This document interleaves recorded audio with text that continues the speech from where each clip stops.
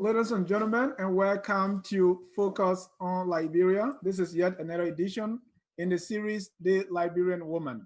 My name is Dennis Jai, and we are broadcasting from Atlanta, Georgia. In tonight's edition, we're going to be looking at the challenges facing the Liberian woman and the road ahead. My guest joining us for the first time on this series, but not to focus on Liberia, is Letvie Thomson. Letvie, welcome to Focus on Liberia. Thank you. You want me Letvie, to joining say I'm Letvie not a joining us stranger from to Virginia. Focus on Yeah, Letvie, go ahead. Welcome back. Liberia. I'm happy to be here with you all today on this interesting topic, the Liberian woman, or talking about women in general. So I'm happy to be here today to, just share my little knowledge that I have with the rest of the crew and all those that are watching. Thank you, Letvie. Also joining us on this topic is Miss Yassah Lavaleh, who's joining us from the city of Brotherly Love. Yassah, welcome to Focus on Liberia. If you can unmute your microphone. Thank you very much. Thank you. I'm glad to be here again and to share and learn from, these wonderful people we're about to talk to and the women that I'm sharing a platform with. It's such a pleasure to be discussing issues about the Liberian woman. Thank you.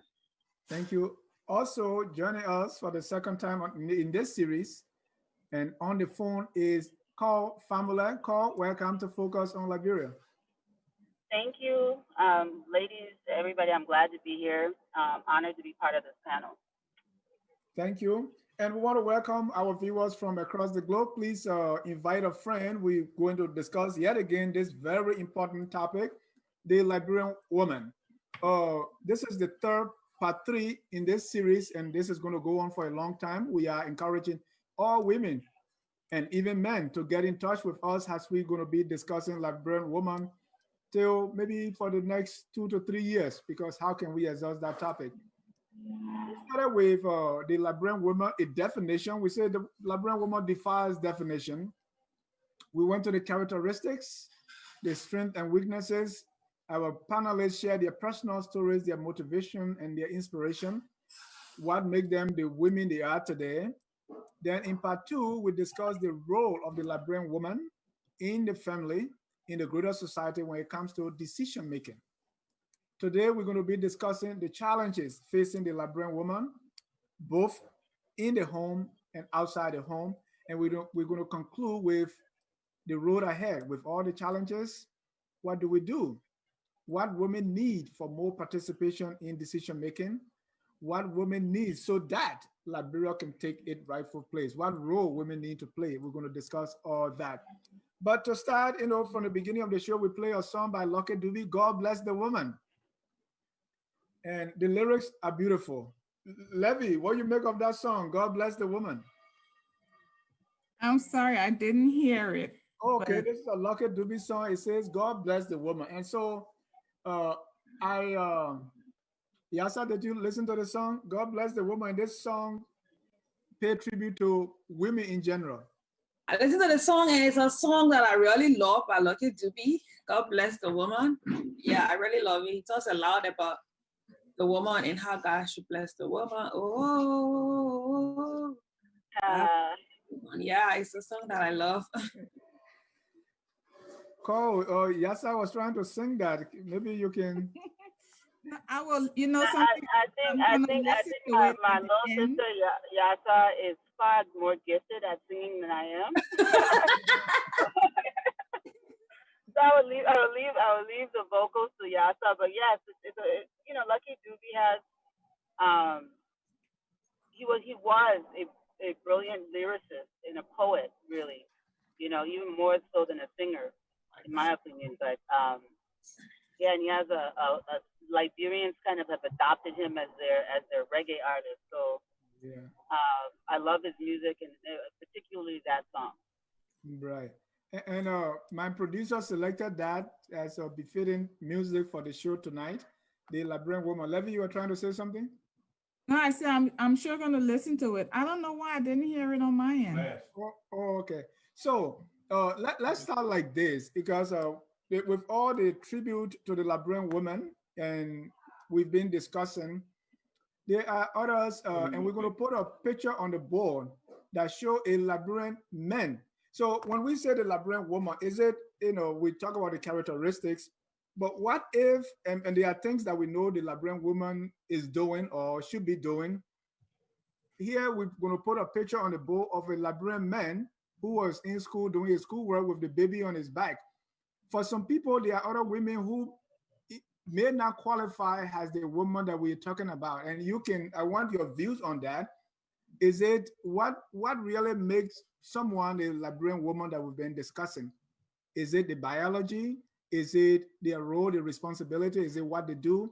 Or would the man in the photo there with the baby on his back doing his research paper qualify as a Liberian woman? Carl, you are off camera. Let me start with you.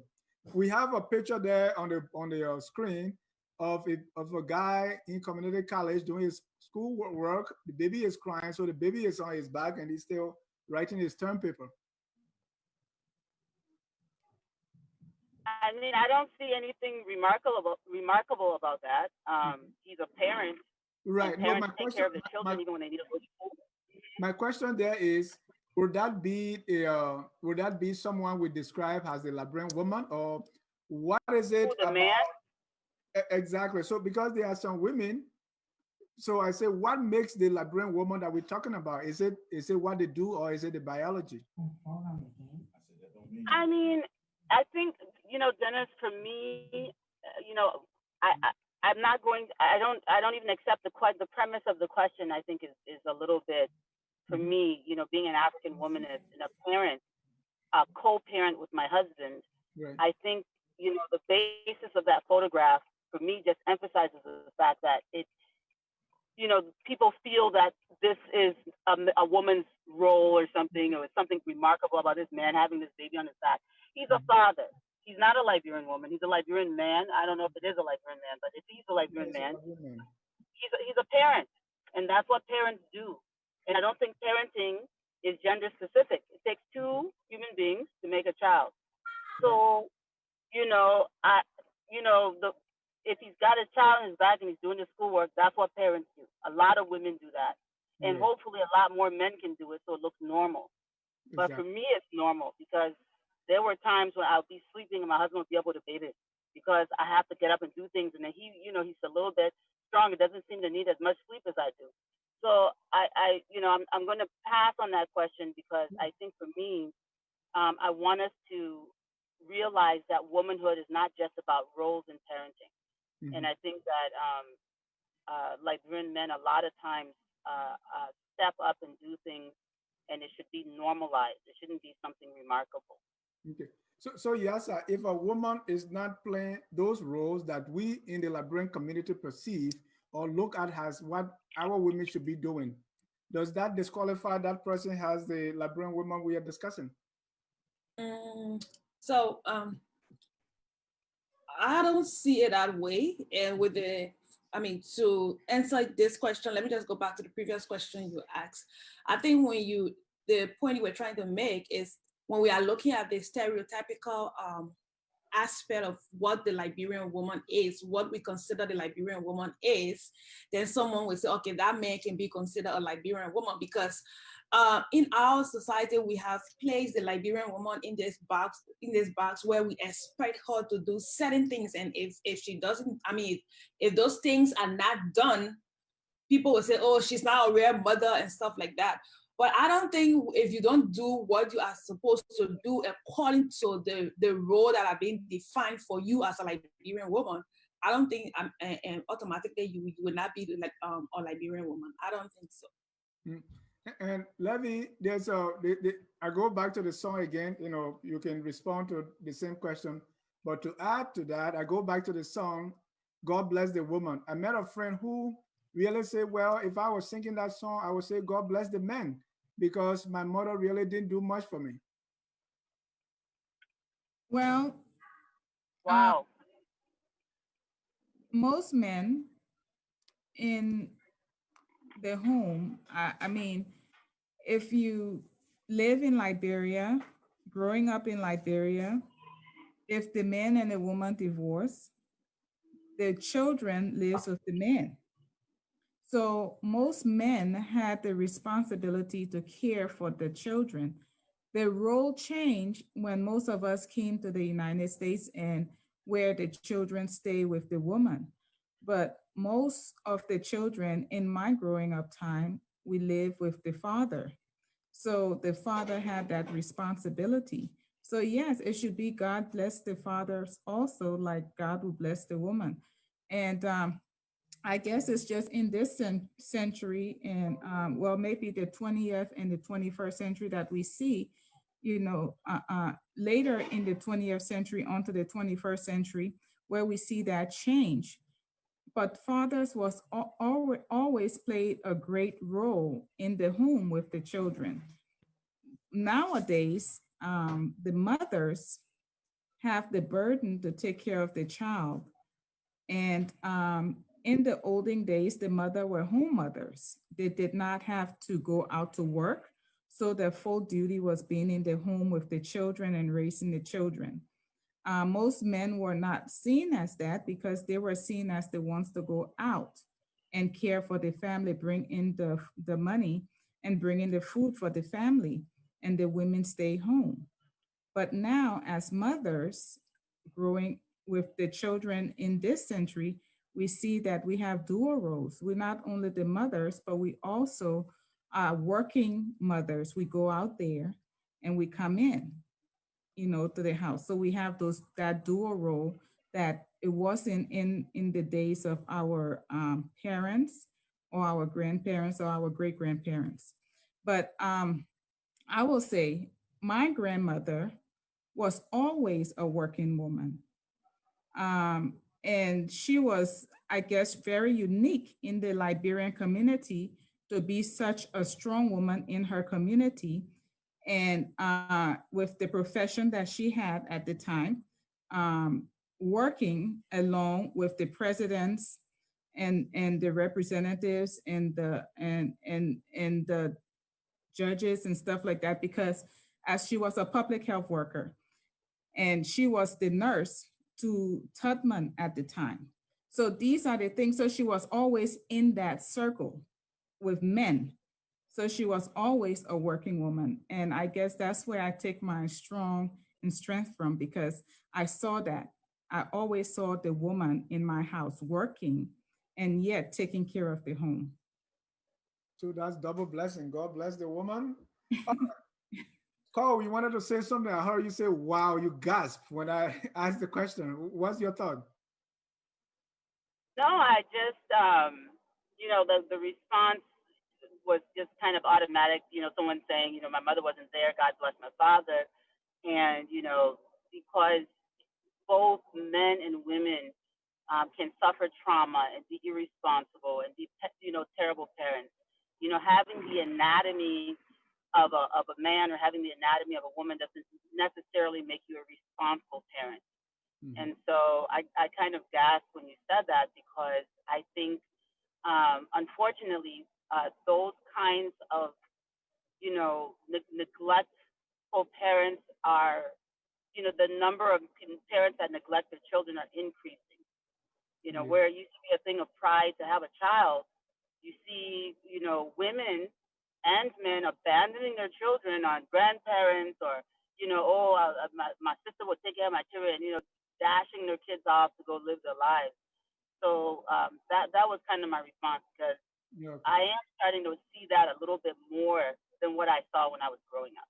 Yeah, it's a little bit more now. And Letty, you brought out a very important point Yeah. about parenting back home when you said, the father, when there was divorce, the children will live with the father. And I think we're gonna delve a little bit more into that when we're talking about the challenges. Yeah, I Jackie want to say Sire, something, Dennis, but anyway, you got a point. yeah, 1 second. I will let you come in because Jackie Sire responded to what you said. He said this was because the family law in Liberia says upon separation, the father rights are paramount. So when parents there's divorce, the mother you go your way, and the man has the children. The man has all the rights. Go ahead, Yassah. Yeah, so I mean, I'm glad Jackie actually said that it's a comment. It's one of Yes, the viewers who yeah, said that. comment from Jackie the viewing. Okay, I'm glad she made that point because even though the family law in Liberia says that, I mean, I want to differ with Letvie a little bit when she said most time you'll find the men taking care of the children in Liberia. What I know from my experience and the women that I've worked with in Liberia, most often you see the women taking care of the children. Most often you find out the men will just leave the children and they say, okay, I will pay child support, I will take care of my children, and most of them will go. Currently, you go to Liberia, you will find out most mothers are single mothers are taking care of their children. It's different. When I came here, I saw it different. Here, the law will force the men to actually be a part of the children's life. I didn't see it like that in Liberia. So I'm glad Jackie actually brought that point. Even though the law says it in Liberia, but the reality is different. It's very, very different. Right. Yeah. All right. Ladies and gentlemen, if you are just joining us, we are in an adult discussion, the Liberian woman. And I have learned a lot in this series, and tonight I believe is not going to be different. Let's talk about the challenges. You know, the challenges in every situation, in every aspect of life, wherever you are, you have challenges. Liberia in itself as a country have challenges. And when we say the Liberian woman, we are not talking about women, Liberian women only in Liberia. We're talking those outside Liberia as well. So let's talk about those challenges. And anytime there is any challenge in Liberia or in everywhere in the life in our life, we feel that sometimes the woman maybe bears the brunt of that. So let's go around the room, starting with Cole, to talk about the challenges of the Liberian woman. And we're going to use your various backgrounds. I know you have life experiences to talk about the challenges women face. Cole, let me start with you. I'm sorry, can we be specific with challenges as far as parenting or? Whatever challenge you woman face in Liberia, we can't exhaust them tonight, but from your from Right. your from your background, what do you see as the I problem? mean, I think, you know, so I'm not gonna sit here and pretend that I've had some kind of disadvantage because I'm a woman. But I think that for the most part, I have been able to, you know, interact with men as equals professionally, when I worked in Liberia. And I will say though that I was in my early 30s when I left the UN and started working with the government of Liberia. When I left UNDP and started working with the government of Liberia, and that was the first time in my life to experience, sexual harassment on a professional level. You know, and it was something that, when you're not used to something and something comes at you sideways, it kind of cripples you. Where you just, I'm very outspoken. I'm not. I don't play victim. But even when I was the boss, I was in charge of an entity. You have younger or even older people who report up to you, feel it necessary to, try to have, you know, uh, um, make overtly sexual or derogatory comments towards women. It happened to me many times, Mm. many times. Um, you know, at the various roles I held in Liberia. Um, I was, you know, it's difficult for me to talk about it because I don't want to. If I say specifically where I was, then I have to mention names, and I don't want to get into all of that. But I will say this: um, I'm strong, and I can defend myself, and I can protect myself, and also I was always in charge. And even in the situation where someone was trying to use their power or their influence or their proximity to the president to exert themselves on me, I was still able to, stand up for myself because I didn't need to work for the government. At the end of the day, I could walk away from that job. I'm educated. I can live anywhere in the world and work. So it was never a situation where I felt like, oh, if I don't do this, I won't be able to feed my children. But it got me to thinking and looking at my subordinate women. Yeah. I'm going to specifically talk about the National Transit Authority. I was the first managing director of the NTA when it became the NTA from the Monrovia Transit Authority to the National Transit Authority. And I am the only woman to have ever headed that institution. The conductors, most of them, had been brought in and had to have sex with the HR manager, literally have sex with the HR manager to have jobs. And they were continually, I call it rape, they were continually coerced into sexual encounters with management because there was this threat that you will lose your job. And in Liberia, it's not easy to get a job in Liberia. It's not like America or some other countries where you can just say, okay, well, if I get fired, I'll just go work somewhere else. No, you lose your job in Liberia, it's a matter of you not being able to pay insurance, school fees, or buy food. Call. So, You were right when you asked. I should be specific. So let's start from the challenges from the home before we go even outside. Okay. Yeah, let's start from the home. I mean, I don't really have first-hand experience with that. I grew up in the only reason my mother was a single parent is because my father was killed. So, but when he was alive, he was a very active person. So I don't think I'm the person to talk about. And then I'm married to a man who plays a very strong role in the home financially and also taking care of the children. We do everything together. So let someone else comment on that. Right. And again, you don't have to personally have that experience, but if you know it, let's go to you, Letvie. The challenges of the Liberian woman. Let's start from the home, and then we'll go outside in the larger society. Well, in the home at this time, the challenges of the woman as a single parent is making sure your child or your children are safe, being in a safe area, safe environment. As a working parent, going out.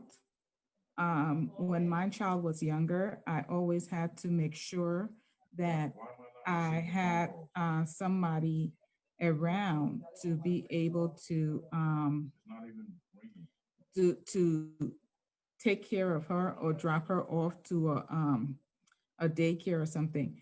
And in my profession, as a nurse, I work on call sometimes. So it was difficult. So I always had to have somebody there.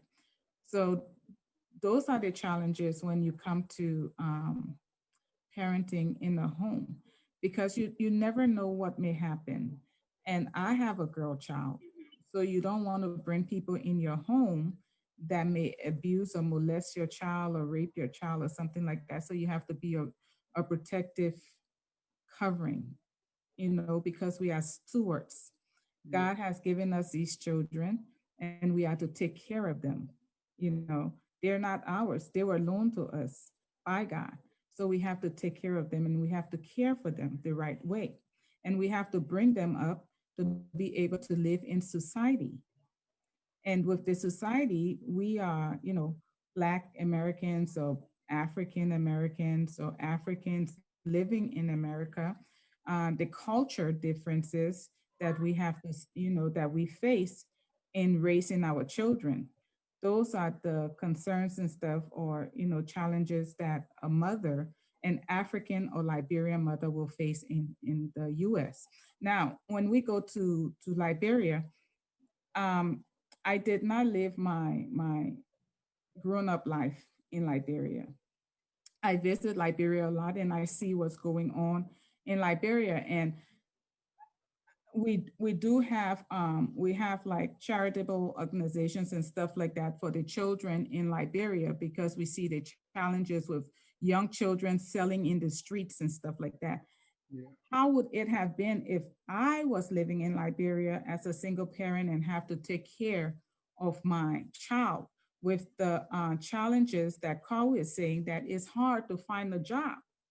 And as a professional, I would think, oh, you know something, I don't think I would have that challenge because I'm a professional, you know. So I don't know. But if I was put in that situation, what will I do? Will I be like those women? You know, she said she was blessed not to be the stronger person, and she have never come through that where she would have to, you know, sex for jobs. And this is something that's in Liberia now. You know, we even the men are having sex for jobs. So these are things that we have to face, and we have to the challenges with the women in the Liberian home. How will I bring food to my children? How will I pay their bills? How would I pay their school fees? How would I get clothes for them to wear? These are the things. There's safety. When they go out to school, will they be safe? Will my child, you know, we have the large rate of rape and children dying, and people mysteriously dying children. You see the parts are missing and stuff like that. If I send my child to school, will my child come home safely, you know, while I'm at work? What am I going to see? So they're living in dangerous time in a barbaric system, and these are things. So it's very hard. I don't know what I would have done if I was in Liberia, and had to live like the women that are living there. I don't know what I would have done with mine, you know. So those are things that women in Liberia, how are they handling these things? Yeah. How are their children safe? You know, I would say for me, I would anoint my child every day before she leaves the house to make sure, you know, to cover her with the blood of Jesus. But how many people will think on the spiritual level that I think on? So Yeah. those are the things that we have to look at. Thank you. Yes, sir, let me go to you on the challenges facing the Liberian women in the home. Yeah, so from my experience in Liberia as a child and to this level that I am now, the first of all, I would say one is domestic violence, because we know domestic violence is not just physical. It's domestic violence is also emotional. So there's this thing in Liberia where um, women grew up understanding that the man is responsible for the home, right? The man is responsible to provide food. The man is responsible to do this and do that in the home. So most of the, even now, our young women in Liberia, some of them are still finding it hard to take that responsibility as a woman to be able to bring something to the table. So the moment that man leaves the home, or there is a breakup in a relationship or so, that woman starts to struggle. I mean, what can I do to keep the home up? What can I do to provide for my children? That woman starts to struggle. One, two. When it comes to the challenges that women face in Liberia, I want to look at the issue of healthcare in Liberia. Currently, when we look at healthcare in Liberia, women are marginalized when it comes to healthcare in Liberia. As we speak, we have one of the highest maternal death rates in the world. As we speak, maternal mortality rate in the world. And this is something that in Liberia, things that women should not die from, they are dying from it. All because our health system is not equipped to take care of women. In Liberia, they say we have free healthcare services for women and children. However, the reality is different. A woman will go to the hospital and she will be asked to buy something like glove before she can even get checked. She must buy a glove. So you find out someone is pregnant, she goes to the hospital and they tell her there's no medication here, so we have to prescribe medication for you to go out and buy it. However, they say it's free, everything is free there. So even with the issue of rape, you find out rape survivors in Liberia don't have access to healthcare services. They don't. They will go to the other clinic and say, oh, we are not offering that kind of service yet. You carry them to the other clinic, oh, we are not offering that kind of service. And then they'll just be all around the place at one point in time. Sometimes the perpetrator will be the ones that will come back to them and tell them, oh, you know what, let's settle this thing at home. I can give you money to go to the hospital. So these are some of the challenges that women are facing. Single mothers, they are struggling to take care of their children. The system is not working in their favor.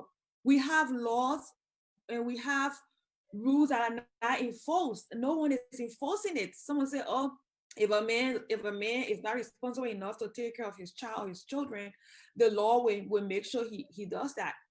That woman would take that man to the law, probably that man got somebody in the system, and that person would just step on that whole case, and she would just walk up and down, and that would just be it.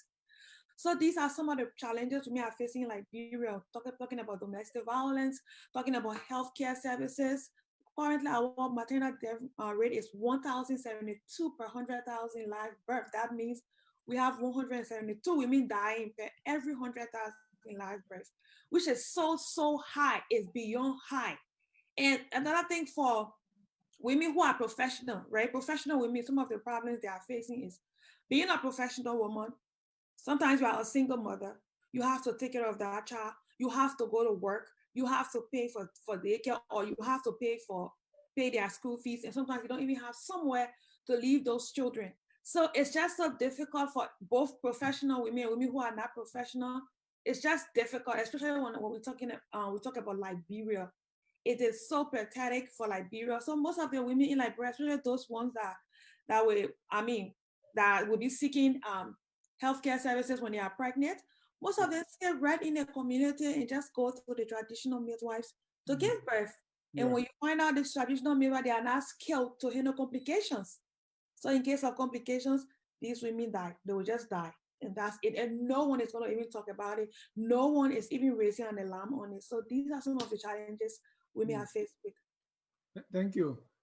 Carl, I'm coming to you now on, let's look at culture, because some of the things that happen to women in the home, sometimes knowingly or unknowingly, they become like acceptable part of our culture. Yeah. Take for instance,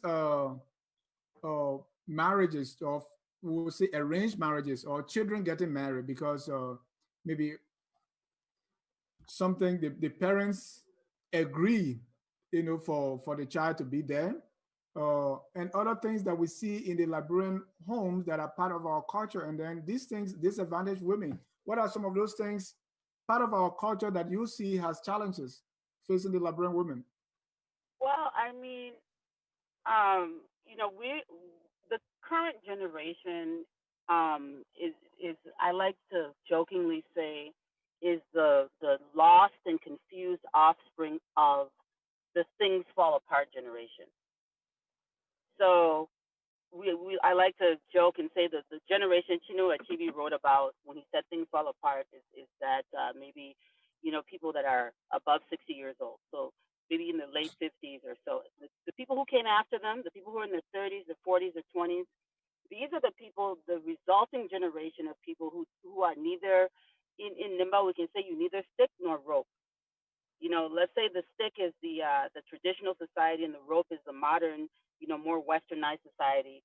And this is the generation that is neither stick nor rope, completely confused. So we have some elements from the past, from our traditions that we still retain and and those retentative cultural traits are usually the negative ones. And then we also adapt negative Western culture. So we're caught between some backwardness from our past instead of the positive attributes about collective work and responsibility, cooperative, child care, all of those things, we threw it away. So everybody wants to be individualistic. I ain't got time for your child. I'm not a grandma. Y'all go carry your children. We're doing stuff like that on one hand. And then on the other hand, we're taking our little young girls and telling them, that papa got money. You better go there. Let him go buy us some rice. You understand what I'm saying? So we've got this sickness, this dysfunction in the society where nobody, there's no head, there's no tail. The culture of sending, because your daughter is attractive, that attraction, her beauty, now becomes something to market and use as a means of survival. And it is rampant. It is rampant. It's to the extent that very, very young children, I'm talking about 3, 4, 5-year-olds, go on social media, their parents doll them up with extensions in their hair. They turn their tiny little behind to the camera and they're doing booty poses at 2, 3, 4 years old. because they're already training these little girls to be objectified. It's probably not even conscious, but that's what's happening. And so as they grow up, they get to understand that the physical attributes are the most important, or that is what they're going to use to survive. In a society that is rampant with pedophiles and rapists, we are teaching our little girls to flaunt their sexuality and that is their value.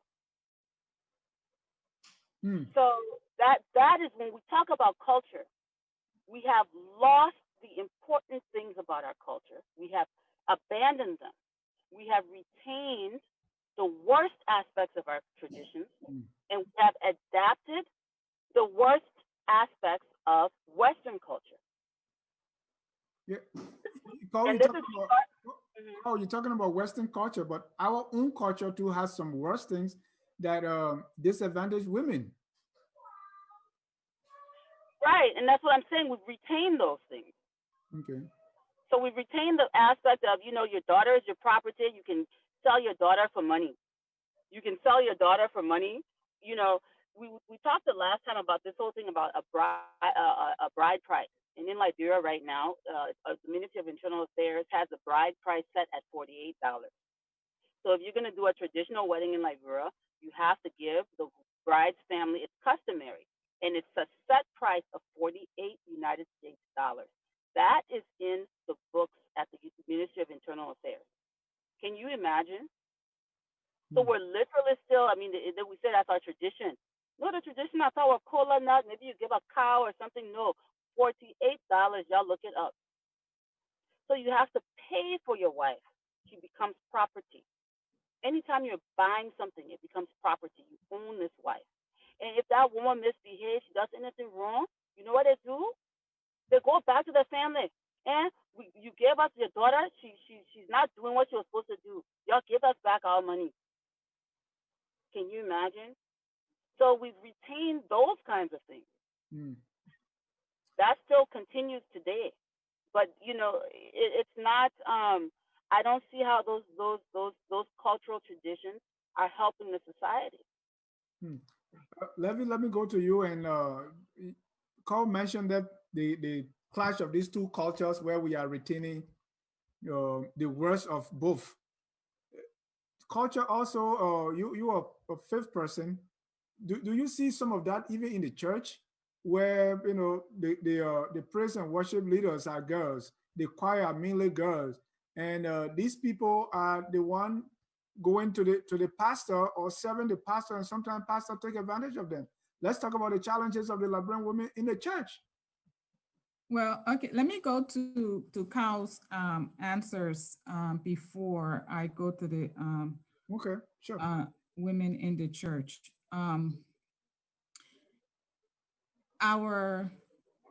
As Liberians, most of our family, when Liberia became Liberia, when the Americans, took the slave in 1827 or 1823 to Liberia, and Liberia became a nation in 1847.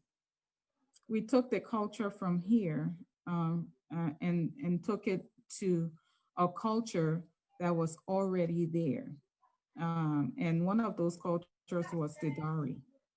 And we had, where at that time they could exchange with what they had, whether it was the coral beads or whatever value thing that they have. And why the cultures was there is because the family were able to say that the man could take care of the woman. So that was put in place, where the dowry was put in place. So that woman's family, before I give you my child, I want to make sure that you can take care of my child or the woman. In the Chinese culture, it's reverse. It's the woman's family that give to the man, and they pay for the man to be able to take the wife. So it's reverse.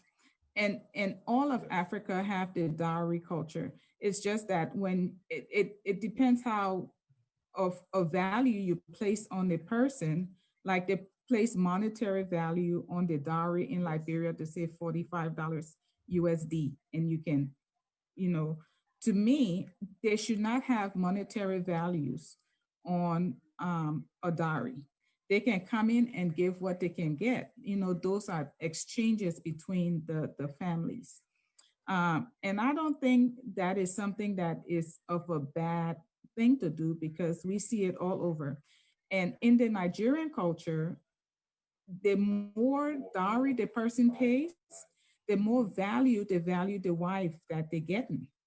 So you can see that. So if that person don't value that wife, and then it will be in a way that they will pay less dowry or something like that. But we also have to understand the dowry comes in place where the Africans are either pagans or they have some form of spirituality. They do not believe in divorce. So the dowry comes in where if the wife is gonna say she wants to divorce her husband, or the husband wants to give the wife back to her family, that they can go and the elders sit down and they will say, well, you know something, you came and you paid this amount because the man expects the woman's family, after he pays that dowry to her, that the family pays back the money that he pays for that woman. So this is a whole different thing. And this is how they do their not the way of preventing divorces in the culture. But Liberia, I don't think Liberia ever had that. This is something new because it never was in the English part of the Liberia that I knew. You know, we just went and our parents got married to the man and they didn't pay. So I strongly I like the dowry system because it puts value Mm. on, say, you know something, if you value me enough. I mean, gold and diamond don't buy, and we say the love and all that, but you have some form of value just to say, you know, you're not just taking me for free. Because, and Yeah. why I say this, Dennis, because we have a Yeah, lot of men it's who symbolic, just right? let the woman come in Yeah. and work for them. So, you know, it's like if as a nurse, the man may say, okay, I'm marrying her, and then I become the mother, the father, the breadwinner, everything in the household, you know, because of the kind of men we have. They have no morals, no ethics, no kind Right, of anything to give. So that, but that's just me. right. Okay, so and I'll go to your next question, and I know it's a table turning kind of subject, um, Mm. but you come Can into I, the I'm sorry, Leslie, can I just respond one No, to hold on, Cole. the Hold on, dowry Cole. issue? I don't want us to get into the dowry business because Yeah, because I that's a think whole there's some new flavor. topic that we can talk about. Hmm. I'm from that traditional background, so I know a little bit, but I don't want us to kind of dowry and bridal price. They're two separate, but I don't want us to kind of get Yeah, off topic. doesn't. So Yeah. let me, Levy, I was asking about the challenges in the church. the churches with the I mean, as I'm a spiritual person, so yes, I mean, I think women get abused in the church, whether from the choir master or, you know, the pastor, the bishop, you know, they abuse the ladies in the church. I was in I visited a church that the pastor was Ghanaian, and he, at the time, there was a lot of ladies in the church, and I really didn't know what was happening in the church, but I knew a lot of people in that church. And one of the things that a lot of the ladies, especially the American ladies, left the church because he was abusing the girls, the little girls. You know, he was having relations with those girls in the church. And this was something that was strange to me, that this man, I mean, he was a very, I, I thought a very powerful man of God. But I remember one time he wanted to talk to me in his office, and his wife was his assistant pastor.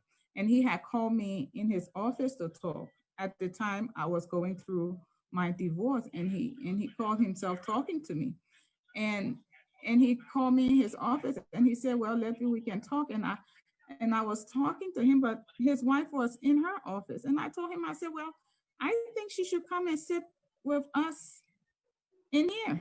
I don't think she should be in her office and you here talking to me by yourself. I mean, I don't care how comfortable you think you are with me, but you have a wife that is also a pastor. And if you're going to talk to me in your office, especially when we want to close the door, you have to bring your partner in to sit down and let's talk. You know, I didn't feel comfortable with that. And I told him, I said, it's not comfortable for Yeah. me. But those were things that he was doing, you know, so with all the abuses, those things happening in the church. And I believe there's not only with the girls that the men do it, they do it to the boys too.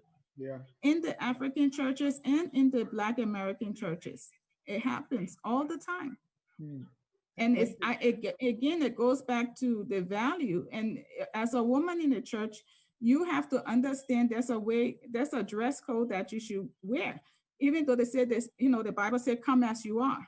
But you should be wise enough that you're not going to go with, you know, the mini skirt or the whatever skirt that is all up, you know, past your thigh, and it looks more like a boy shorts than a shirt, or one of those tennis player skirts that you wear. And then you have your tight fitting, you know, blouse that goes midriff. And then you sit in the front of the church and don't expect to entice the pastor. So I believe it goes both ways, because the women goes to church, most of them are attracted to pastors, whether young or old pastors. So when they go into these churches, they go to entice the men. And what the men do, and even in the choir, you Right. know, and what the men do, the men will turn around and do what they do. But then it's not only that, we have same sex things going on in the church. Thank you. I don't think Yassah is going to agree with you with the dress code, but I will let her come in. But here is the thing, and Carl, you wanted to come in. Let's move on to the. We discussed the some of the challenges in the home, in healthcare. You already talked about the sexual harassment on the job. Why are these things happening? I had a woman before, or a woman on the show before, who discussed that some of those things happening because people come from the interior where there are strict laws regarding those things against rape and all those things. When they come to the city, they see the women has free for all. So with the challenges that we talk about, you can just pick a few. And you work somewhere also in land ownership. I wanted you to touch on briefly about whether there's any challenge when it comes to land ownership. But my major question here is, why are these things happening? Why are these challenges? Cole, your turn. Um, you're asking why the The issues with challenges we land. talk about, the sexual harassment you talk about, uh, and all these challenges we talk I about. think I already tried, to try to break it down, the negative aspects of the culture. I know people try to romanticize the dowry system. Oh, it means this. It stems from slavery. It's nothing more than buying your property. And the idea that if you pay more, the person's worth more, your property's worth more. Marriage is not something where you own one another. It should be something where you come together by your free will, not because someone's paying for you, but because you want to work with that person and build a family with them. Until we shift to start to think that way, and it becomes a financial transaction where your uncle or your pa is going to sell you to get some kind of benefit, they're going to get cow, they're going to get this, until we shift that paradigm, having women as property, as less than, as belonging to men, until we shift that paradigm, there is not going to be that equity, that balance and harmony between men and women. People say, oh, the man is the head of the household, the man is this, and it's biblical or it's cultural. You know, everything that God created is balanced. It's not skewed. You know, there's a left side, there's a right side. You know, you need two legs to walk. You know, a hacksaw has two blades. Shotguns have two barrels. Everything in this world has two cohesive, equal parts. Equality does not mean sameness. I'm not saying men and women are the same. What I'm saying is, in their differences, their importance, their value should carry the same weight. Until we teach our sons to respect women as human beings and not objects, until we stop telling our daughters that their physical attributes are their greatest asset, not their mind. Until we do that, there's going to be problems. Men can grow old and get wrinkled and get big stomach and be looking like trolls, and they will still be respected for their intellect and still be loved, and they will still get woman. And, you know, a woman has to remain physically attractive for as long as the pressure on older women to look like young girls is because people have neglected the fact that these are human beings with the same mental capacity as men. So even when an old woman gets old, it's not even that she's even looked at as an intellectual. Oh, drape her in Ghana. Oh, the old ma, she raised us. Oh, we respect the old ma. We put her on pedestal. But the old ma is not there to solve problems. She's not there to solve world peace. She's not there to be a leader. I'm talking in general, of course. You know, I'm not saying that there's no such thing as a woman in leadership. I'm talking in very general terms. So when we're looking for senator, when we're looking for this, you know, the average person is still thinking that it's a man's role. You know, unless a woman fine. Yeah. It's you know, oh, but you know, I mean, think about it. Unless a woman fine. Why is that? Why is that happening? That's my question. It's happening because women are objectified. Because I thought I already answered that. Okay. Hmm. Then yes, I wanted you to also address the question of why, you know, the things that we see, the challenges you talk about. Why is it so?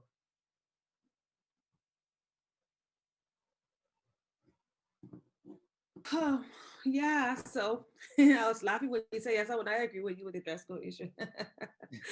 I'm not going into that. So, what the challenges that we see women are facing, like I talk about the health issue, the domestic violence issue. Um, for me, I think we've now reached to that point as a nation and as a people to prioritize the things that women face and to prioritize the things that we all can do to help women become part of our society and live happily. When I say that, what do I mean? I just want to give an example with Rwanda.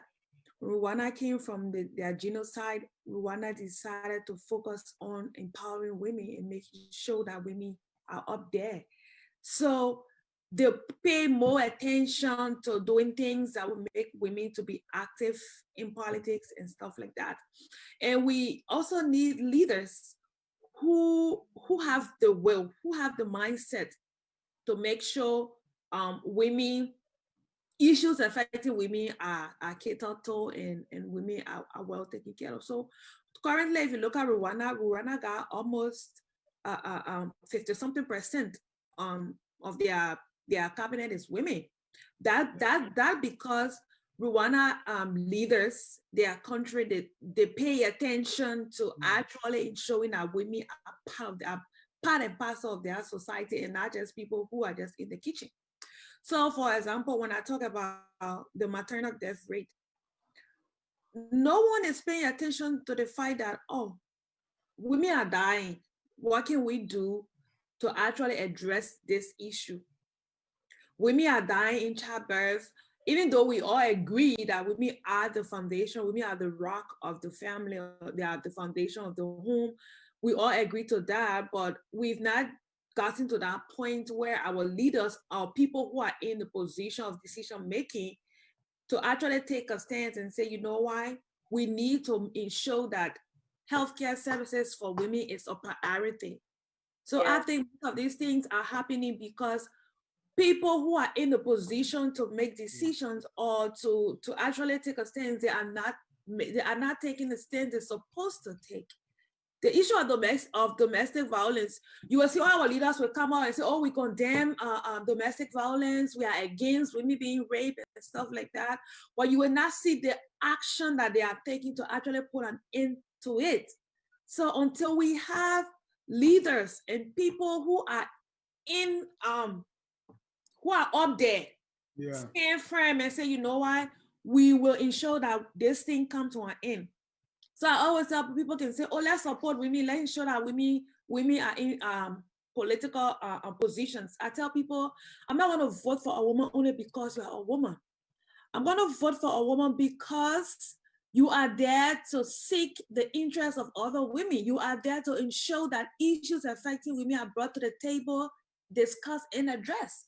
Because there are women in those positions who are not even using their platform to do that. They are just there because they wanted to be there, and they put them there, they are there, and they just keep their mouth closed. So Yeah. I'm not going to vote for a woman only because you are a woman. So that's until we have leaders and people in those positions who are willing to prioritize issues affecting women and address it, these things will continue to happen. Mm, good. Let me read a few comments from our viewers. Uh, I read Willie Wanty say workforce is a big challenge for females in Liberia. Sam Wallow say, I do not remember the culture in Liberia encouraging men to take care of children. Men generally did not stay home with the children. Women were treated very differently. Mhm. Um, it continued, Liberian laws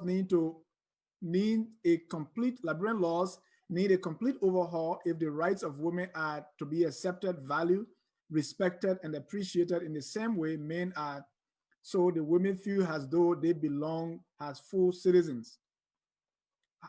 Uh, More Momba, there is nothing wrong with arranged marriages between adults. India, the Jewish culture, and many other cultures do it.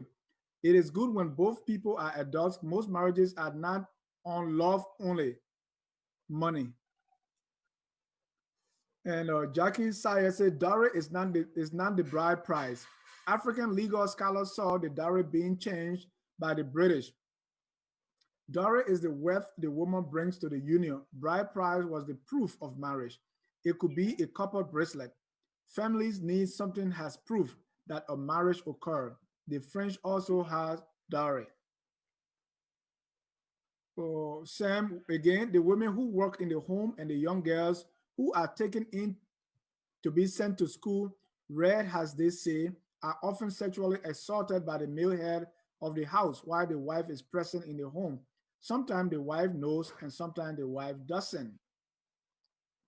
Women make up 62% of Rwanda legislature, which is the way I asked about the panel's thought about President Sirleaf. And then the last thing is Sam Wallow, the pastor has to be accountable for that. Don't blame the women. Talking about so Letvie, you can respond to any one of those comments from our viewers. No, but I want to go to the women in leadership roles and legislative roles and influential roles in Liberia. Um, what it is that, and I admire what the Rwanda president have done. Yeah. When we started, when Ellen became president, and she was, I mean, the world's first female president, it was, we we paraded her as strength Mhm. in for women, and that's what we did. But she disappointed a lot of us. We've been having in Ellen administration, we had women in positions, influential positions, like the gender ministry that we will talk about with the rapes and all the things that's happening. We have a woman now in that position. We have a woman vice president. And so we have women in influential position. We can have half of the Senate and half of the representatives as women. but their hearts are not in the right place. Their hearts are not for, they're not for the country. Let me stop you because I observed something also. To what extent has women, let's say women advocates, been able to work with these people, these women in power? For instance, sometimes when I look at Facebook, most of the people who lash at these women in power are women, right? Yeah. Like, so Yeah, to what like extent? me. To what extent have women, other women, women advocates, women, professional women, being able to try to work with these women in power so as to bring about, so as to help women in general? Who's that question for? Letvie was talking, so I wanted Letvie to complete her thought with that question. Oh, How can we, how can we How can you, as an advocate, collaborate with them to yeah, be, to do things that it's, we have tried, especially with the ones on ground. We have tried. Look, for example, just the one with the rape, with the women that's been going on. Look at with the 3 young men that are missing. There's women lawyers. They have the Women Lawyer Association or whatsoever. These are things that these people who are in influential positions needs to stand up yeah. for things that will you know take, will, you will stand up and make your voice heard in the country. But what it is that at currently, and even during Ellen time, what you saw them doing was agreeing with the happening. I remember when Francine Chinowi and all of us got together with the diaspora women, when Regina in Ellen administration, Regina was raped by the Grand Judah senator, and she got pregnant, the 12-year-old girl that got pregnant, and now she disappeared and was no longer to be found. How many people in Liberia did we not work with on that? And it was a female, especially Cassell. These are people that we knew personally. We called them and we talked to them. And now Cassell can come out and say things about this for this current gender minister. I went to Liberia in 2018. We went to the gender ministry. We tried working with them with the orphanages and stuff. We went there, and after a while, they stopped picking up our calls. They don't want to work with us. They don't want to work with people who will hold them accountable. They don't care about the people. We need people who care for people. I have walked the grounds with some of, talking to some of these women that do not care. Yeah, yeah. Someone wanted to jump in on that question too? Yeah, I just wanted to say, I think I hear a lot of comparisons to Rwanda. We need to aspire to that. Paul Kagame is educated. He's extremely educated. Rwanda's population is extremely educated. I just pulled up some statistics so I could be specific. In 1984, Liberia's literacy rate was 32%. And that, according to this report, is probably exaggerated because they focused on Monserrato, Monrovia, and its environs. So imagine, then Rwanda, by comparison, Rwanda, their literacy rate in 1960 was 57%. In 1984, by contrast to Liberia, it was 70%. So you have a very educated population. And those people are women in Rwanda. If you break it down by gender, Liberian women are below 20% even today, some people project. So if you have fewer than 20% of the population of women being educated, and you're talking about Rwanda, where it's like 70% of the women are educated, of course you're going to have more women represented in positions of power because they're educated alongside men. It is usually a more natural transition. So while Paul Kagame is doing a great job, he also is working with a population that is, he has human capital that has been prepared for development. Liberia needs to focus on education. Liberia needs to focus on education. Critical thought, all of these things are developed through the process of education.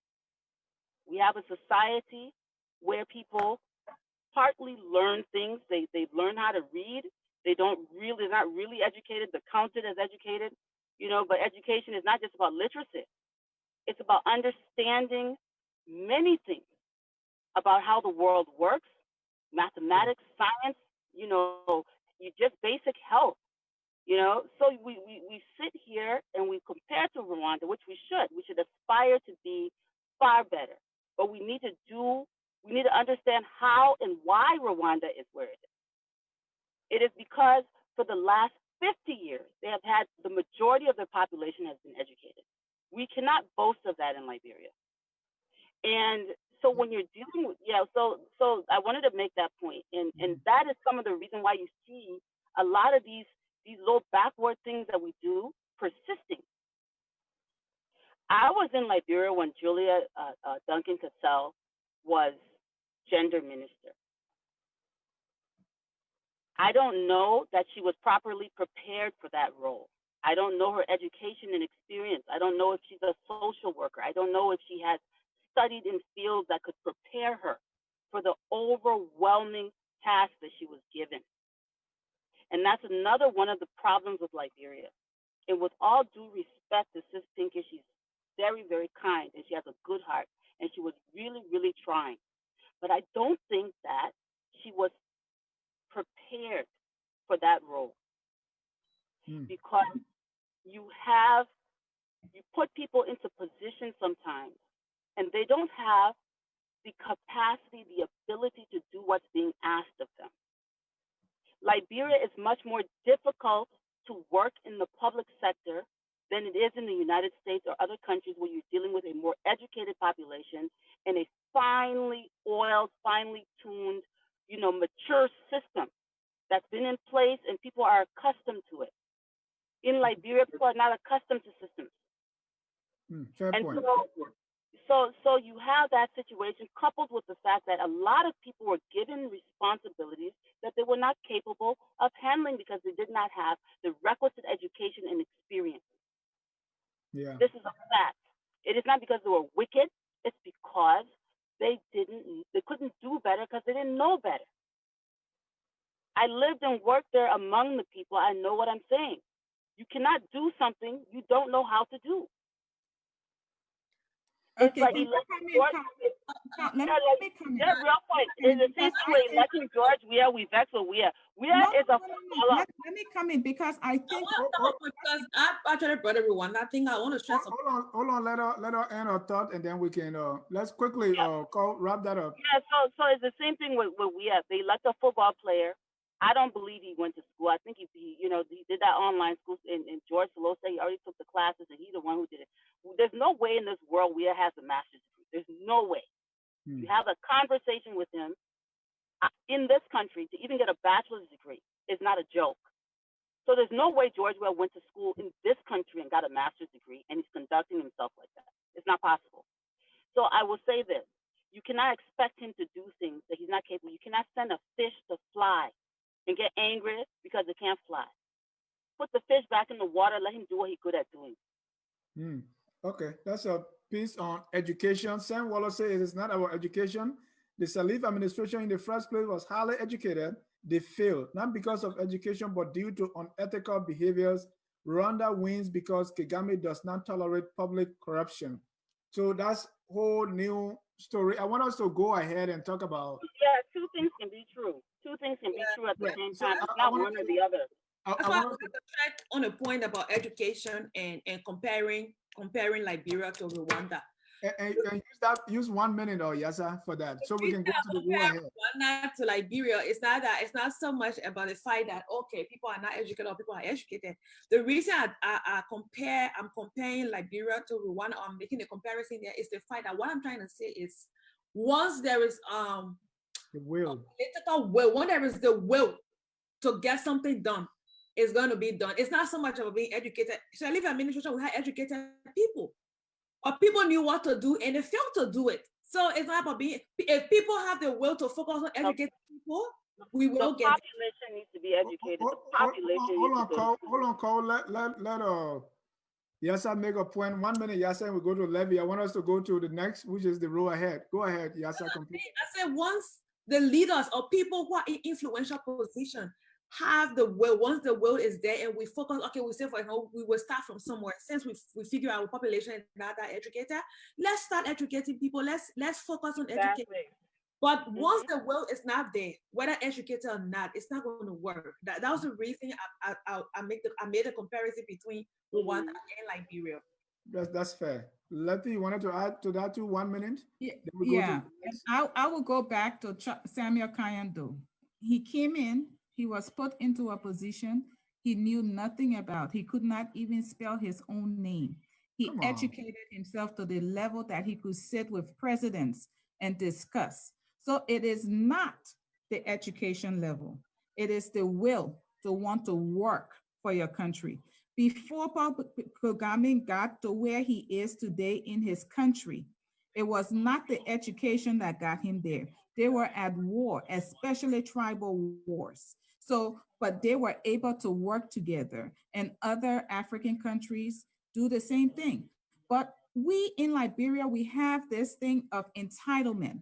When we get ourselves into positions, you know, that we feel that we're better than this person, or we feel that, you know, what I have, I want you to become a beggar to get. We have to get away from that. We have to become servant leaders when it doesn't matter what kind of education you have. Even if you went to first grade, my grandmother stopped in sixth grade at the time, and she was a very educated woman, and she was the head of the public health department in Liberia. She brought the Peace Corps to Liberia on a sixth grade education. Mary Brownell was my auntie. But the thing is, she educated herself too. So these are things that not because you sit there and say, oh, they're not educated. We had educators in our family. Yeah. When in my time, my group, you know, the Generation X that I'm from, we were educated. You part of that generation too, Kyle. You educated. Why are we accepting unacceptable things and making it correct? It's not correct. They do not have the heart for the country. They want to be able to get in these positions in Liberia to fill their pockets. Exactly. And what happened is when they fill their pockets, that's all they know. It's me, myself, and I. It's not about you and us. That's a great point. And this is where we have to first, they say if a drunk man first know that he is an alcoholic, that's his first way of recovery. Liberia have to first know that she is a selfish and dependent nation and corrupt nation. Then we will be able to start to recover, because you and I can do it when we start. And uneducated. And a very uneducated nation. Nation building is not one or the other. We need everything, but right, two things can be true. And let me just come in really. Hold on, Carl. Let me conclude on this so we can move ahead. We are way out of into the time now. Just want us to treat this last one, which is, you know, when during 2005, when now President Weah was running, he made a very sound point. He said, when they asked him about his education, he said, how much education do I need to see that there is dirt in the street? So there are a lot of things that we can do, even with a third grade or not even going to school. We can still work together as people. We can still reconcile. We can still forgive without going to school. But we need education, because for a country like the one we operate in to work, people must know what they're doing. You cannot build a VPN tunnel if you don't know anything about computers. But let's go to the road ahead. What women need for more participation in decision making, and what role should women play for Liberia to take its rightful place? We talk about the challenges.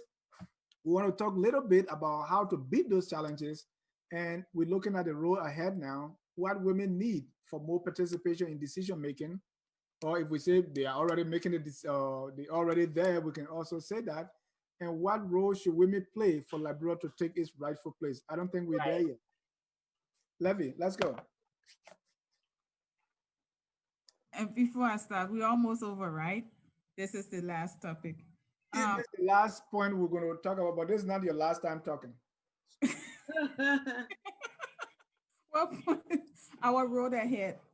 Yeah. Our road ahead is getting us, the women, getting women with servant attitude, servant leadership, to be able to come together on the grounds and do what is right for the country. That's the road ahead. It's going to be a hard road. It's hard. And it also depends on the leadership that we have in Liberia. A lot of educated women and I believe strong advocates and stuff like that may want to go to Liberia to try to change some things, to change the trajectory that we have in Liberia. But because of the leadership that we have, a lot of people are afraid to even do that. So first, before the women can start to do anything with the road ahead, we first need a leadership that will be accepting constructive criticism and wanting to change the way of doing things, wanting to change the attitude. Let me push you. How do we get that leadership? What can women do? Women can play a great role. You know, to me, it's not one person. Okay. How can we change the leadership? I don't believe, I always tell people I support individuals. I do not support a party. Okay, so we need people. You, Dennis, can come and say, I want to be leader of Liberia, or I want to be somebody that can change things in Liberia. Or I can say that. Like I said before, I was joking though, because I'm in the medical field, and I say I'm going to go become a senator in Liberia, for Maryland County, where I'm from. I may be a senator in Liberia, because then at least my voice will be heard to be able to do the change and the oversight that I need in the country. So we have to be able to start taking these stands, and make the change that we want to see. We have to be the change we want to see. And that's what I'm talking about. I look at women and stuff like that. I said, I'm doing my education is to go back to Liberia, and say, change the public health system. I don't think NFL is doing what they need to do right now. We have communicable diseases in Liberia. We have HIV on the rise. We hear Yassah is talking about the mortality rate, the birth rate, high mortality rate. I know in Ellen time it was coming down, but it went up because our healthcare system is poor. So those are the things that I'm working towards. How can we get this change? We need to get this change. We need to be able, because our children, our future for tomorrow, they are the future Liberia tomorrow. So something? Yes, I want to be able to come there, to work with Enfield, to work with the Ministry of Health. Let's get this change. Let's get people, influence other healthcare industry, that work internationally, to come into Liberia and to help us improve our systems. These are the things that I'm talking about, because that's the change. And something is going to happen in 2023. What are this government stays there or not in 2023? Definitely, that's something that I will start doing and taking that forth. And so that's what I'm doing. That's the change that I'm going to make. That's the road ahead for me. Thank you. Yes, sir. What women need for more participation in decision making in Liberia, and what can women do for Liberia to take its rightful place? Yeah, so it's like we already started answering the question before you even brought the question. However, we're going there. So first, we said we should have leaders with the will, the mindset and will to effect change. 1, 2. I'm reading a book called Do More Than Give. It's not just enough for organizations and individuals to say, okay, we will donate to Liberia, we send things to Liberia, we help to change the way things are going on. It's not just enough. Like since Letvie was saying, we all need to get involved. We need to get involved. So take, for example, I'm working in the healthcare field in Liberia. I'm providing primary healthcare services in Liberia. I'm distributing sanitary pads to girls in Liberia. How is that going to change on a bigger scale? How is that going to change on a bigger scale? It's going to change through advocacy. We need policies that will support these things, that will ensure these things change. How can we get those policies? How can we get those laws working? We have to get involved. As she said, we need to stop sitting at the back seat and take the front seat. So I tell people, don't just tell a woman, get involved with politics. Oh, vote for a female senatorial candidate. Usually I hear people saying these things. How many of these people are actually supporting or helping to empower these female candidates? If you say, okay, we should encourage more females to get involved in politics. Yes, it's good.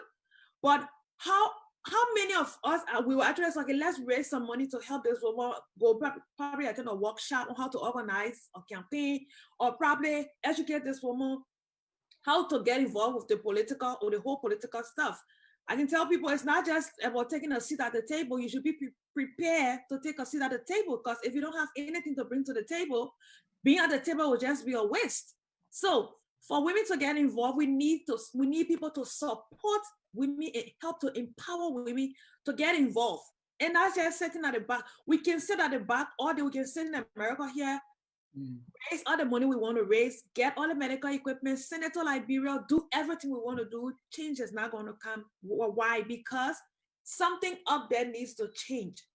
And that thing that needs to change, people who understand how to make it change, we have to step up. We all need to step up. We need to get more women involved, not just like ordinary one, not just any kind of women who actually, as Letvie said, women who got the ability to work as servant leaders, people who will consider themselves as not up there, but people who consider themselves as being there to work for the people. These are the kind of people we need. And actually, we need more women because. But yes, how can we get these people? And why are we not getting them? We have these people, but the thing is, the system we have in our country, sometimes most of people just sit back and just watch. Okay, let me just give an example for myself, right? I've been advocating for healthcare services against sexual and gender-based violence in Liberia. And trust me, of late, the past 2-3 weeks, almost a month now, my inbox, you check my inbox, people warning me, Yassah, you have to keep quiet. If you're on your way to Liberia here, you don't have to keep talking what you're talking. These things that you say in Liberia, you have to shut up because your life is involved.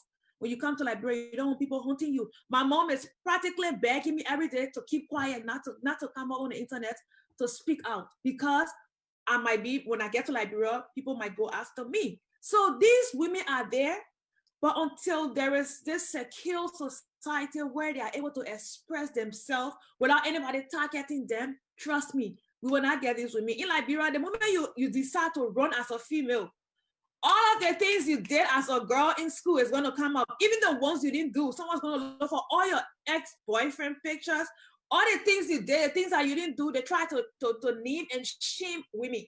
And only few women who are actually strong that can stand up to these things will actually keep pushing forward. So we need to have that secure environment, that secure system where a woman can come out and nobody is going to judge her based on her sexuality. Thank you, Yassah. Let's go to call. Same question. So, yeah, I mean, of course, we need better leadership, and I want to say that two things can be true. But the most important tool for liberating women is to educate them. Mm-hmm. It is not something, that we can avoid. And if you have a situation where, for example, in 2017, the literacy rate, and this is a very basic literacy. This isn't even education. This doesn't even mean you graduated from high school. This doesn't mean that you even went to the 5th grade. This is just being able to, on a very basic level, be able to read and write. 62% of adult males in Liberia have basic literacy skills. Basic literacy skills, meaning they can write their name, they can recognize words. Only 34% of the women in the country can write their name. I want you to think about that and understand how empowered you become when you are educated as a woman, and how disadvantaged you are when you are not educated as a woman. And so women, when women are educated, their children are automatically educated. There's no such thing as a woman who's literate, who has illiterate children, but there are many men in Liberia who are educated and their children are not. That's a fact. That's something I witnessed. Women also educate their children because traditionally, they are going to make sure if you can read, even if you can't afford school, you would teach your child how to read. So what I used to do and what I'm still doing is I make sure that I reach back and I put girls on scholarships out of my pocket. Young women, young girls who show potential, I try to personally invest because I know that when they, get the hand, they will do the same for others. Getting back to this whole sexual harassment thing and people not having a means to be able to do things. When women are in positions of authority, they recognize the pain of their sisters. I was saying something when we first started the show that I didn't get to finish, story about NTA. And most of those women are still working there. What I did when I saw what was going on, we had hearings, we brought in people, we dismissed, demoted, and did whatever we had to do to create an environment where the women that were working in that institution did not feel that they had to sleep with someone to be able to keep their jobs. We had meetings and we educated them. We told them this is not something that you have to subject yourself to. You will never lose your job. In fact, we had an anonymous reporting system. We tried to do all of these things, and it worked. It worked. And that's just one institution, one person having one woman being in charge and saying, you know what, my managers that are reporting to me, this is zero tolerance. You do not do this to the employees. Oh, she wants to bring that American system here. It is not an American system. It is a system of respect. Human beings, whether they're American or Liberian or whatever, deserve respect. You cannot go to school or to work and be afraid that you must be raped before you can get your grade, before you can get your paycheck. So, yes, it is a twofold issue. You must have the will, but we have to also combat this issue of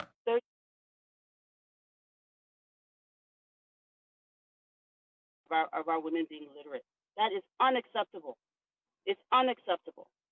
And that is, in fact, a leadership thing, because those are policy issues, those are requirements. Look, in Burkina Faso, when Thomas Sankara took over Upper Volta, what did he do?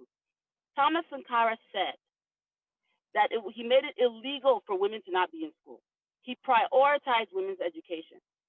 That man was only president for 5 years. The legacy of what he did resounds to this day. Yeah. To this day. Only 5 years of his life, he was in leadership. And the agricultural initiatives, the women empowerment initiatives that he put in place, to this day, Burkina Faso is benefiting from it.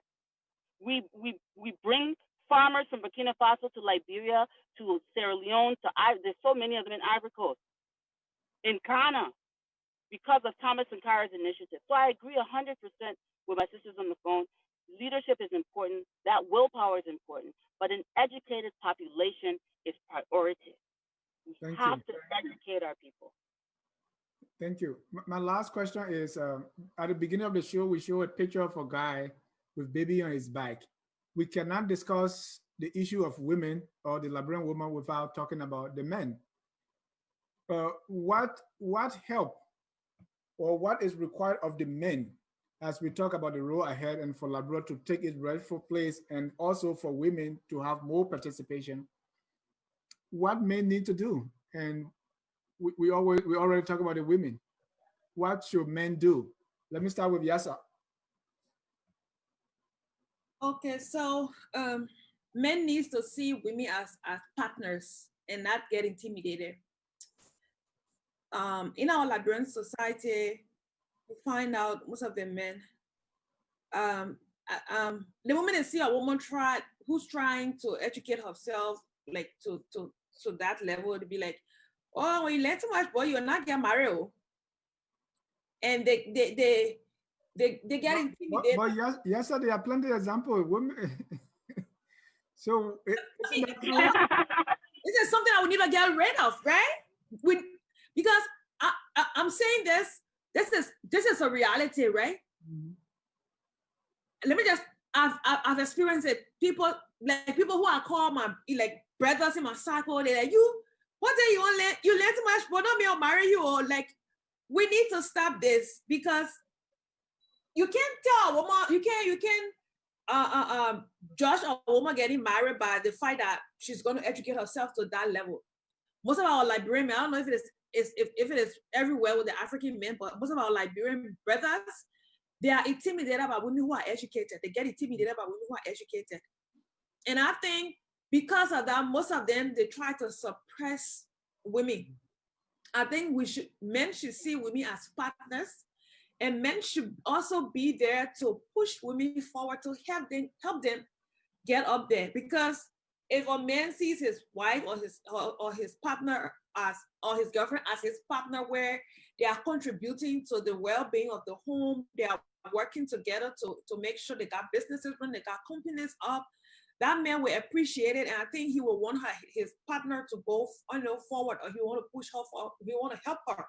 Like even in the home, men should be willing to help women with some of the duties in the home, even though some women can say, I prefer to do my work, but sometimes probably she's busy, she got a meeting or she got something to do. Men should also be willing to help. So once there is this partnership where men can really support women at every level of the home, or whatever it is, I think we'll have more women going further in education, especially in Liberia. In Liberia, there is this thing where the men are actually afraid of women who are educated. The women, they say, a woman, okay, you got bachelor, master, you want for PhD, you're going for another PhD, you're not getting married. They are kind of afraid, but I think, yes, it is. I for one, I've experienced it a lot. The moment men see the men in Liberia notice that, oh, trust me, hey, I guess you're too educated, or what educated are you able to move?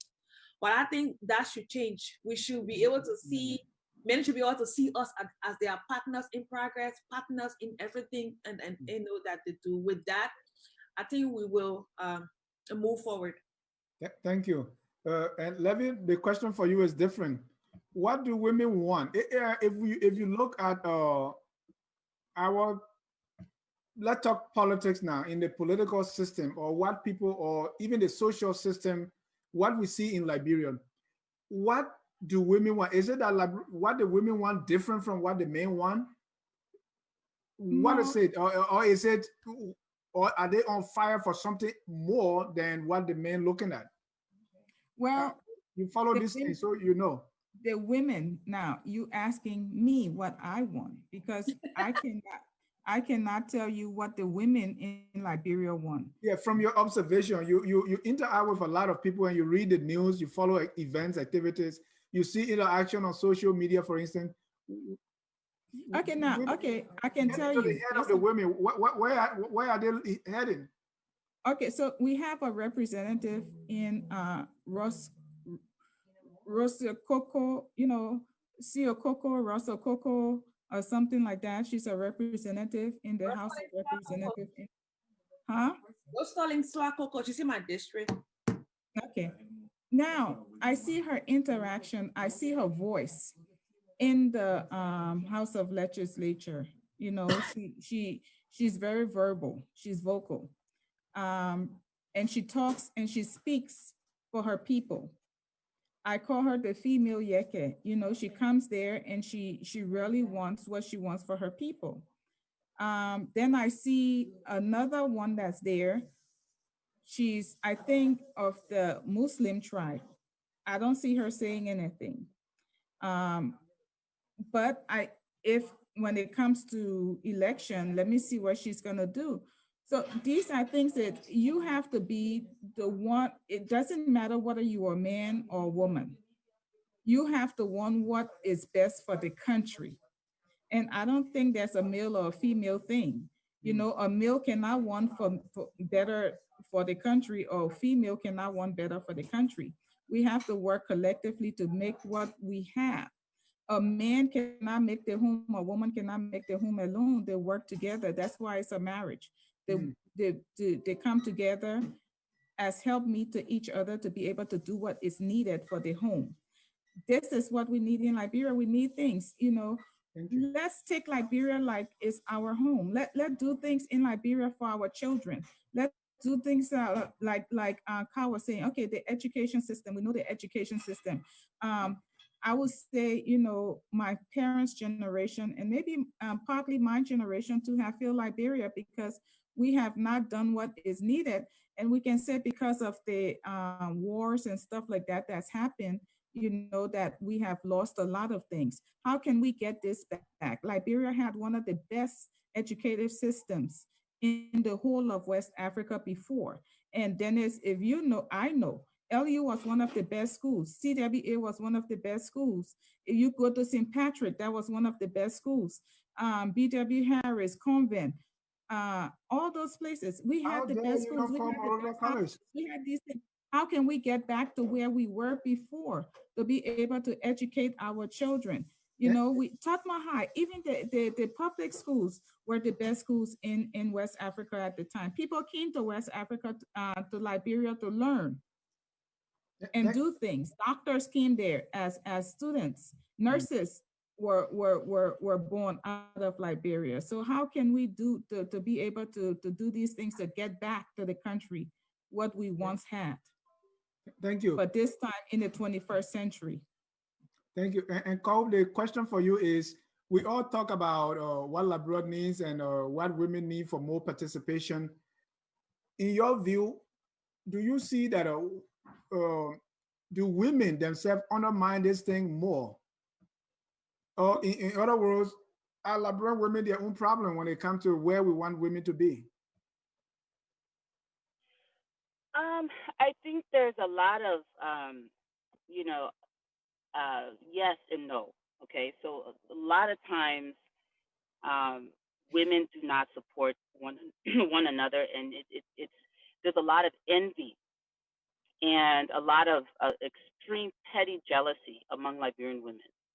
And it's very painful to witness because I grew up outside of Liberia. I spent my, you know, I so my cultural reference is skewed. So I usually embrace other women and I look for solidarity. And then when you realize that, oh, they get this, you know, plenty, you know, the same thing Yassah was saying that men do, you know, to women when they think that women are educated. Women do the same thing.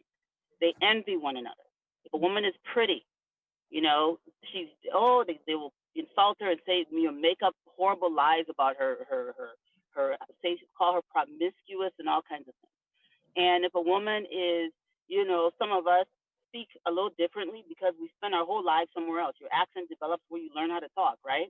So they'll say, oh, that girl that I don't know what kind of girl that's some kind of speaking to resource that I can't help it. This is how I talk. This is how I learned how to speak. And this it doesn't make me any less Liberian. I mean, I am who I am. And I mean, most of that negativity and that dragging down thing comes from other women. I talked about, you know, the experience I had in Liberia with having, you know, sexual harassment. Those are things that are easy to overcome. You know, when you're a woman, you're educated, you can just be like, you know what, go to hell. Don't ever approach me like that again. And they won't. They'll get scared. They'll say, oh, the other woman's different. So it's not like they come back and do it again. When you're empowered, you can shut it down and that's it. They're not gonna force themselves on you. But you have other women that will fight to undermine you. Yeah. And the envy and the hatred. We're on this call, I mean, on this meeting with this brilliant young woman, Yassah. And, you know, I so admire her and I'm like, wow, this is great. You know, I see so much, you know, potential. I want to see where she's going to be in 10 years and all this kind of stuff. There are women who will look at Yassah and get angry.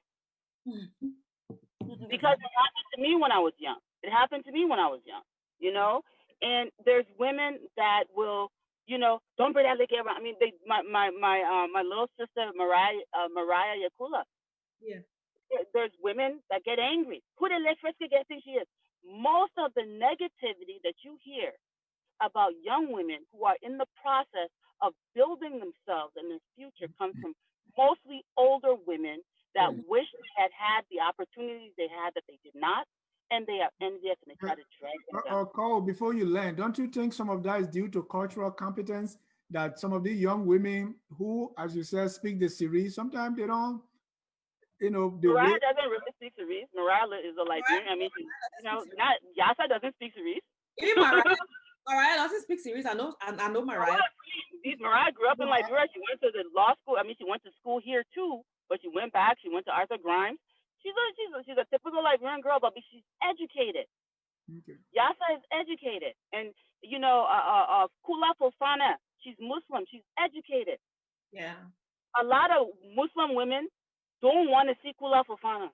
Oh yeah, that's true. They don't want to see Kula Fofana. She wears a hijab. She's married to an educated man who is not intimidated by her, because educated men are not intimidated by educated women. Exactly. You know, so you got all of these young women, and my heart goes out to, you know, I mean, I'm not, it's not like I'm not 50 years old, but I'm older than they are. You know, I look at them as my little sisters, and I sit here and I'm like, you know, I know the road they're walking through, and I see, you know, I know the obstacles, and my hope is that older Liberian women put the envy aside and start to reach back and encourage and promote younger sisters that are making headway and doing all the right things. You know, this is a sense of pride. You know, and I'm extremely proud of you, Yassah. I shouted out my little sisters Kula and Mariah, Cornelia, Topakura. Y'all too plenty to even name. Oh, thank you, Cisco. Thank you. Yeah, y'all too plenty to name. But that's what I longed for when I was younger. You know, I will say though, Auntie Miata Fahnbulleh, my in-law, she is extremely supportive. And I want to be like her one day. I want to be that woman one day who, you know, I'm everybody's auntie, all the young women's auntie, and I can support them. I aspire to be like Miata Fahnbulleh in that sense. She's always She's your mother-in-law? She's my husband's cousin. Oh, okay. I thought you said she was My your in-law. mother. No, I said she's my in-law, not my mother-in-law. She's my in-law. Okay. Because she's my cousin, that's why. Okay. And yeah, my husband is a Fahnbulleh. That's why we're gonna try to bring the older women like Miata Fahnbulleh. Yes, bring her on. We can learn from her. And when you bring her on, bring me on. You can't have the family members all in there. The two of us can teach something. As a theme song for this program. She got a song called Oba. Oba. Yes. I think they use that as a theme song for this program. Yes, please. And let's Yassah on. And Yassah, don't let them tell you you're not going to get married. We have. No. You're going to get married to another PhD holder, my sister. Right. That's all. I see a man who's intimidated. I mean, my education is intimidating a man. I don't stay around you, sir, because I know that's not. Yeah, that is not sexy. That's not attractive for you to be intimidated by education. Notice you like that. That's right, my sister. That's right. And one comment here before, and I go to you for your final thoughts. More Mobile Liberian women in Liberia do not have the resources that you abroad have. Sam Wallace said it is a shame only 9 people are watching this important topic. Yassah is very knowledgeable about the experience of women in Liberian culture. But Sam, I tell people that what we do at Focus on Liberia, we are writing a book. Sometimes if you write a very good book, people don't read it right now. Exactly. But they pick it up. And a lot of people watch this on YouTube, and we keep getting the panelists as well. They keep getting a lot of calls talking about the show. And sometimes you wonder, oh, I thought only 8 people were watching, but at the end of the show, you found out that sometimes those who call and say, oh, I watched throughout, you'll be amazed. But we appreciate your comments and those that keep watching and following the show. Here at Focus on Liberia, we educate, we elevate, and promote all things Liberia. The Liberian women, I'm born, a wonderful mother. I'm blessed to have 10 sisters. 8 of them are alive now, raised by a couple of them, went to some of the best schools in Liberia, educated, and because of women. And so I pray that my first child become a woman, and God answered that prayer. I have a girl who just entered college. I love Liberian women and to be in their company. And you don't blame me for that, and I don't apologize for it because so let me go around the room and get your final comments, 1 minute each as we close the broadcast. And if you are interested in the show, The Liberian Woman, please do not hesitate to contact me or any of our panelists, and let's together continue the discussion on the Liberian woman. Letvie, let's, no, you introduce it. Let Cole give the final comments this time. Call your pattern statement. One thing I want to say is that I don't think that it's important for women to all be the same. We need diversity, and we need to be able to express our individuality. We need to be able to express our ourselves, our artistic selves, our scientific selves. We need to realize that women are human beings, and they should have a right to express their humanness. Express whatever gift they were given.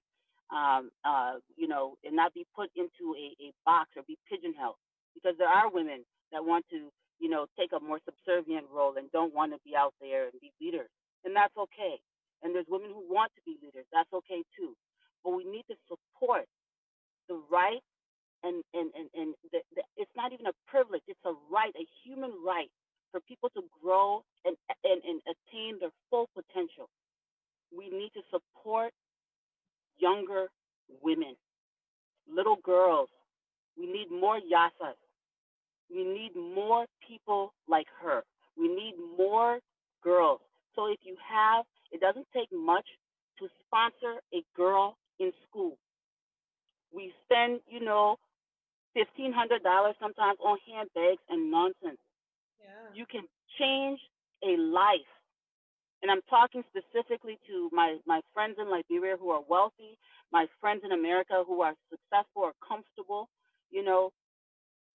Reach back, even if it's one child. It can even be your relative. It doesn't have to be a stranger, right? Because some people don't like to help strangers. Even if it's a distant family member, and pay their tuition at a decent school. At a decent school. I'm talking about putting the child in a backyard school. Invest in that child. And that will make a huge difference. That will have a huge impact, a ripple effect. Thank you. And just in case you have that child, you have someone to support and you don't know, you can donate the money to an organization. You can get to an organization like Focus on Liberia or any other organization that you trust in Liberia or outside Liberia and say, hey, this is what I want to do, but I don't have time to do the vetting and go through all that. There are tons of organizations through which you can support a child, just as Carl has mentioned. Let me go to you, Letvie, for your parting statement. Oh, well, thank you. This was an interesting topic. I'm more of a, I talk more on politics and stuff than actually getting into this topic that we were having today on the Liberian woman. I'm more an advocacy more than this. But this is an interesting topic, and these are two women that I have not come across. I'm happy to meet you too on this platform today. And like around the room and everybody have really said, education is vital, and we need that in Liberia.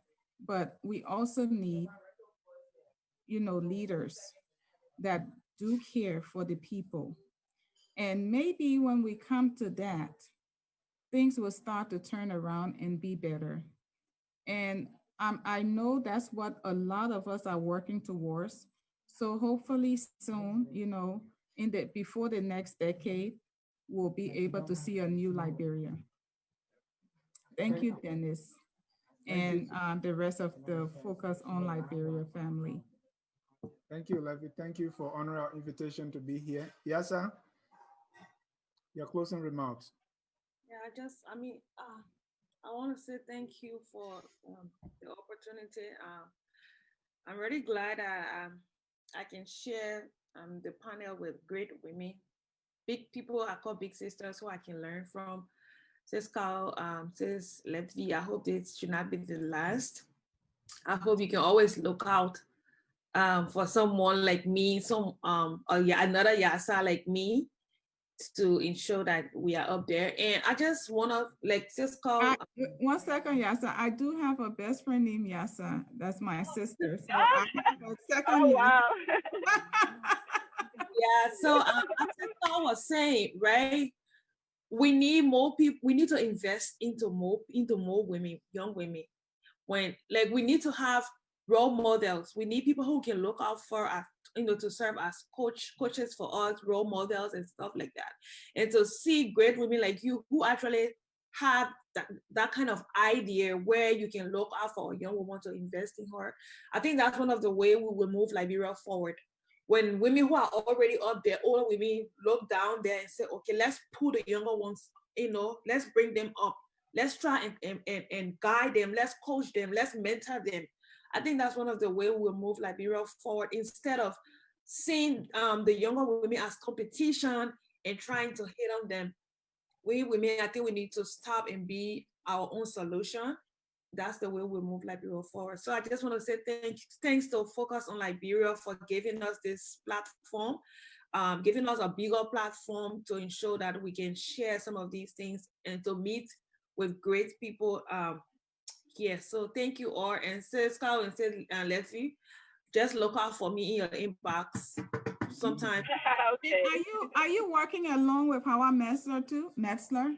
No, I sometimes I follow her live podcast, but no, we've not met. Okay, I think this is something because I remember, she's on the same line like you. She's a social worker. Oh, and she's on the same line, that she goes into Liberia like 3-4 times a year, to be able, especially with these rape things that's been going on. So this is something that I think, let me see, we can all get together and try to do something, because I work with the orphanages and stuff in Liberia. So that organization in Liberia that we do healthcare. It's sad to say that Kau's sister is Mariah, because Mariah works closely with Alex Cummings. So maybe Kau, you need to tell her, hey. I'm my biological sister. Almost out of time. Let's conclude. Okay. Yeah. Thank you so much for your participation. On that note, I want to appreciate all of you for coming. The Liberian Woman continues, and look out for our invitation and reaching out to you so that we can continue on this very important topic. We want to thank all our viewers, those who will even watch later on. Keep it right here on Focus on Liberia, where we educate, we elevate, and promote all things Liberia. Until then, on behalf of all of us here at Focus on Liberia, my name is Dennis Jai, and we're going to leave you with the song, and that's our closing song that says, "We are all Liberian." Good night, and God bless you. We are Liberian.